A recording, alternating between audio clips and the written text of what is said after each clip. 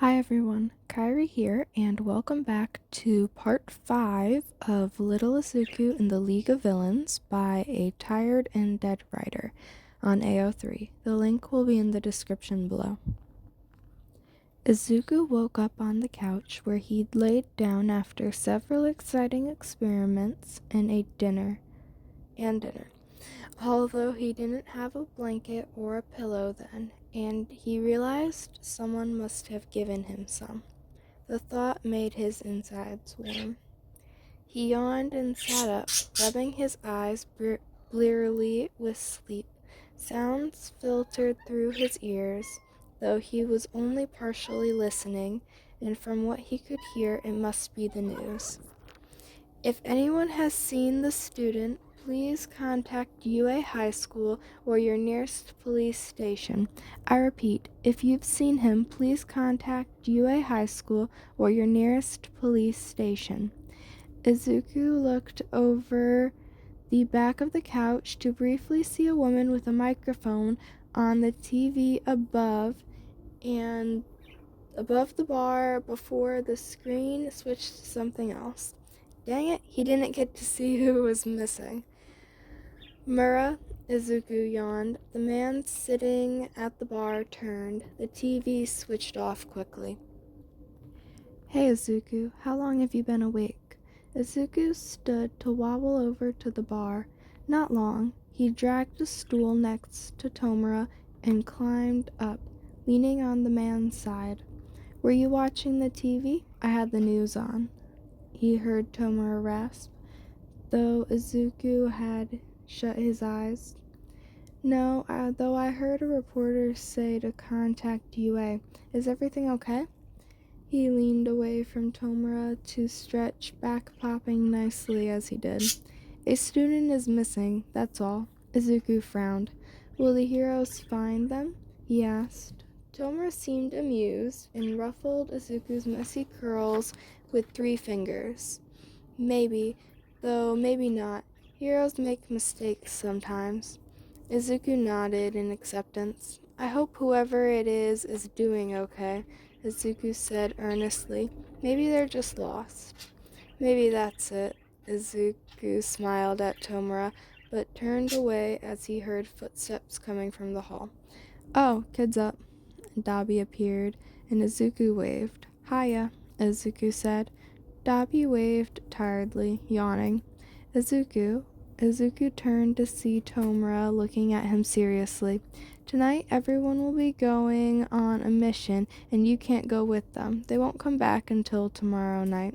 Izuku frowned. Why not? I want to help. Tomura grinned, but he shook his head. It's great you want to help, but they have a job to do. It could be dangerous for you. Izuku sighed, pouting. Fine, but I'm not happy. Oh, baby's not happy, Shigaraki. Toga skipped into the room. He can't go with you on the mission. It would be too risky, Tomura glared.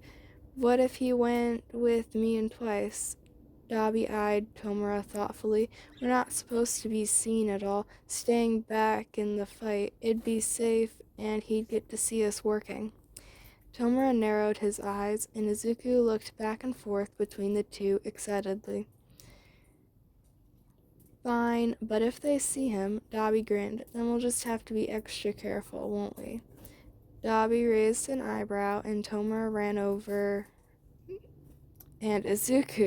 ran over to hug Dabi's legs. Yay, thank you, Dabi, Izuku squealed. Yeah, just don't run off, Squirt.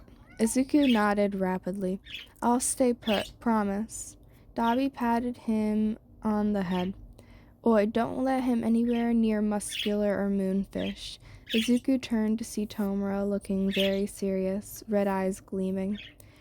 Duh, Dabi rolled his eyes and bent down to scoop Izuku up. The mustard kid doesn't seem so bad, though.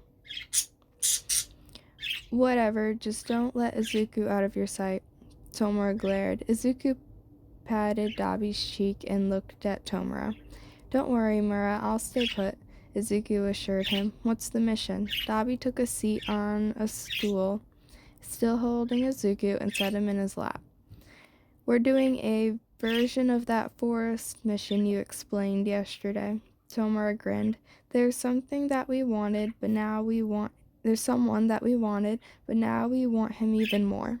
Izuku tilted his head. "But you're going to a place in a forest to take someone and get out." Izuku nodded thoughtfully. "What about the quick getaway?"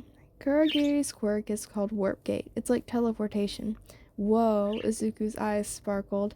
"That's perfect. Will you be extracting the person all stealthy-like?" "Sort of. We want to make a little bit of a splash. Any ideas?" Izuku tilted his head at Tomura's words, shifting a little to lean more into Dabi. "Well, you could have two teams, like a distraction and an extraction team, but for that to work, the target would have to be separated or something from the main group already." Izuku frowned and thought, if all of the threats were in one place, the distraction team would have to be there. That way, they'd think anyone away from the distraction group would be safer.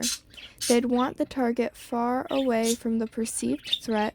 The distraction team would have to be people who could basically put on a show, flash your quirks to catch the attention of the people to keep the others hidden. They need to hold the attention and keep any threats contained. The extraction team would need to be stealthier, quirks that could be used on the down low in smaller ways. Spreading all our allies out would be a good idea. Izuku paused and then smiled at Toma apologetically. "Sorry, Mura, that's all I got." Izuku looked around and froze, seeing everyone suddenly in the room and staring at him. He hadn't even noticed them arriving. "Oh, hiya," he waved. "Kid, that's perfect," Dabi said from behind Izuku. Izuku tilted his head all the way back to look up at Dabi. "Really? Let's change the plan." "No, the old plan was better." Izuku blinked and looked at Twice, Compressed looking thoughtful next to him. "I could be on the distraction team, of course. I can hold an audience's attention." Izuku grinned at Compress's flamboyant declaration. "Muscular and Moonfish would definitely be distracting," Dabi mused. "They can't be subtle for the life of them." "Mustard would be good for the stealth team. He could be useful if we encountered people who aren't the target," Magne added. In the original plan, he was going to use it on a wider scale, but that would attract a lot of attention. Dabi could be on the stealth team too. Without using his quirk, torching the whole place would be obvious as hell, Tomura added. "Twice would be good for my team, and Toga too. She could get more people's blood if Mustard is taking them out," Dabi put in. Izuku just looked from adult to adult with wide eyes. "Who are you going up against?" Izuku blurted. "It's the heroes, right?" Everyone froze, and Izuku blinked huge eyes at them. Will they hurt you?" "Yes, they will," Tomura murmured. "They said we're villains, and heroes take down villains by any means necessary." Izuku frowned. "They have a camp in the middle of the woods. Who all will be there?" Tomura sighed. "We're attacking a training camp of UA's first years. There'll be the Pussycats and their teachers, Eraserhead and Vlad King." Izuku perked up. "I know them." Izuku grinned. "Eraserhead avoids the media because he says it gets in the way of his job. He's got an erasure-type quirk centered around his line of sight. He uses a capture scarf and yellow goggles during heroics. He has an ambush-style underground hero." Tomura nodded for him to continue. "Vlad King has a blood manipulation quirk. It only works on his blood after it leaves his body, and he isn't affected by blood loss, which is super cool and definitely an advantage if he's really injured. But he's also really strong. That's not part of his quirk, he's just super buff." Izuku grinned. "The Wild Pussycats are rescue heroes and work perfectly in sync from years of teamwork. Mandalay is the leader, and she's got a telepathic quirk that allows her to spread messages to people telepathically. Super cool, but also bad if she can just tell people you guys are attacking. Pixie Bob has an earthy manipulation quirk where she can move mountain debris, make monsters to fight people, and even cause avalanches. Ragdoll has the quirk Search, which allows her to see and find up to 100 people in a huge area, and even their weaknesses. Every person she catalogs stays in her memory. Tiger is the last, and he has a stretchy quirk. I think it's called Pliabody. He's super flexible. I think it's called Pliabody. He's super flexible and can bend or flatten or stretch himself in super cool ways. And it can be creepy too. He's also super buff, like Vlad King.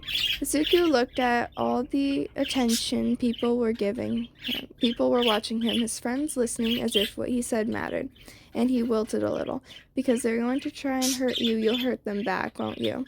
Yes, we will, Tomura confirmed, but we don't need to kill them. We have 2 targets, and if we can get them after showing off a little, then we'll just leave. Izuku nodded. Who are you after? Izuku tilted his head. Well, Ragdoll for one. She's got a powerful quirk. Izuku didn't know why that mattered, but he nodded in acceptance. The other is a student. We wanted him originally for recruitment, but he's hurt someone we've come to like a little bit.